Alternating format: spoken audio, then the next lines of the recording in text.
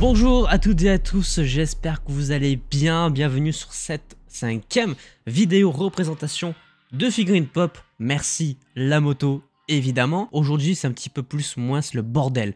On a 3 films uniquement à traiter, du Thor Love and Thunder, du Spider-Man No Way Home et du Spider-Man Homecoming. Et sans perdre plus de temps d'ailleurs, je vous propose de commencer. On va parler de l'unique seule figurine pop de Homecoming que j'ai, c'est celle-ci, c'est celle de Tony Stark, donc la version Homecoming, comme je viens de le dire. C'est la tenue qu'il a quand il rencontre Peter pour la toute première fois.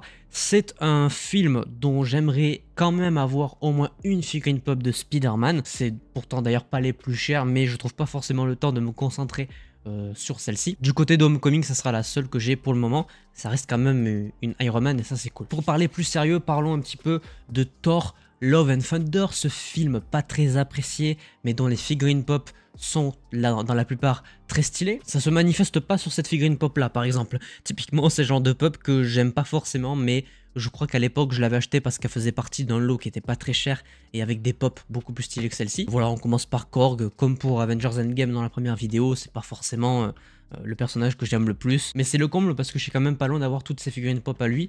Il m'en manque juste plus qu'une, c'est celle de Ragnarok. Déjà beaucoup plus intéressant, parlons de l'antagoniste de ce film, le personnage de Gorr joué par Christian Bale. Cette figurine pop là, pour le coup, je la trouve très stylée. Cela dit, c'est pas ma préférée de Gorr parce qu'il y en a une avec Stormbreaker et avec les dents énervées, pardon, j'ai tapé dans le micro, qui est très stylée et que je veux absolument mais qui est extrêmement chère. Mais par contre, je vais quand même pas critiquer celle-ci parce qu'il y a la nécrolame et surtout j'adore le socle qu'ils ont mis, qui est très stylé. Toujours du côté très stylé, mais ça reflète pas forcément la qualité du film, on a Mighty Thor. Donc j'ai 2 figurines pop de ce personnage. La première, c'est une posture assez classique avec le Mjolnir brisé. C'est ce qui, je trouve, rajoute beaucoup de charme à la fois au perso et à la figurine. Celle-ci était donc dans une posture assez classique, mais par contre la deuxième est beaucoup plus stylée et elle va vous rappeler une figurine pop en particulier, celle de Captain America dans le film Avengers Endgame, celle où il a du coup cette forme d'éclair, pareil, avec la même posture, le Mjolnir d'un côté et le bouclier de l'autre. Bon, ben c'est clairement un clin d'œil direct. Celle-ci, c'est clairement une de mes préférées de Thor, tout confondu, même si, évidemment, ça ne dépasse pas quand même celle de Avengers Endgame. On parlait de Thor, mais justement, clôturant le chapitre Thor Love and Thunder sur ce personnage-là, puisqu'évidemment, j'ai pris une figurine pop de ce perso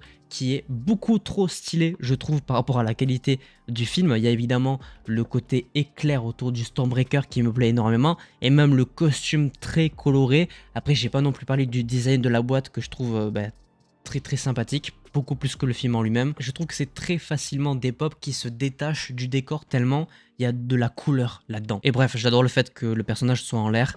C'est vraiment une de mes Funko Pop de Thor préférées. Parlons maintenant, pour finir cette vidéo, de Spider-Man No Way Home. J'ai 4 figurines pop de ce film uniquement, et pourtant, croyez-moi, si je pouvais les avoir toutes, je les prendrais toutes, parce qu'il y en a beaucoup que je veux et que je n'arrive pas à avoir. Déjà, dans celle de ma collection, on retrouve le Doctor Strange avec la pelle. C'était une figurine pop qui me faisait énormément marrer à l'époque parce que je ne comprenais pas comment ce design pouvait exister. Quand on a vu le film, évidemment, on comprend. C'est juste que le Sanctum Sanctorum est rempli de neige. C'est ce qui fait que cette figurine pop là a existé. Très marrante. Mais c'est pas forcément la plus stylée, c'est juste qu'elle est très drôle. Beaucoup plus stylée cette fois, c'est évidemment les figurines pop que j'ai autour du personnage de Spider-Man, puisque c'est quand même son film. Là, on a la fameuse tenue avec les rajouts de Doctor Strange. On a notamment le bras qui permet de téléporter les méchants, et on a, je crois, le truc au milieu dont il se sert pour se protéger. Je crois que c'est quelque chose comme ça. Et ça, à l'époque, c'était des pop sensationnelles parce qu'elles sont sorties pendant, bien avant la sortie du film, je veux dire. Et en gros, comme c'est sûrement l'un des films les plus hypants du MCU au moment où c'est sorti, ça a donné une quête, une recherche des Funko assez intéressante de mon côté. Celle-ci, j'étais vraiment très content de l'avoir. Je demande même si c'est pas celle dont je suis le plus fier d'avoir obtenu au moment où je l'ai obtenue, parce qu'aujourd'hui, j'en ai pas grand chose à faire. C'est pareil pour la suivante, c'est la Black and Gold Suite. C'est la tenue qu'il a quand il va capturer Electro. Ça faisait forcément passer au costume de Spider-Man dans le 3e opus, celui de Tobey Maguire, j'entends. En plus de sa posture assez différente des Funko de base, donc ça rajoutait son charme, et j'avoue que le côté gold est vraiment très stylé. Mais évidemment, ça ne dépasse pas cette Funko là que j'ai sur ce film, la seule du personnage hormis Movie Moment du MCU. Je parle évidemment de Dr.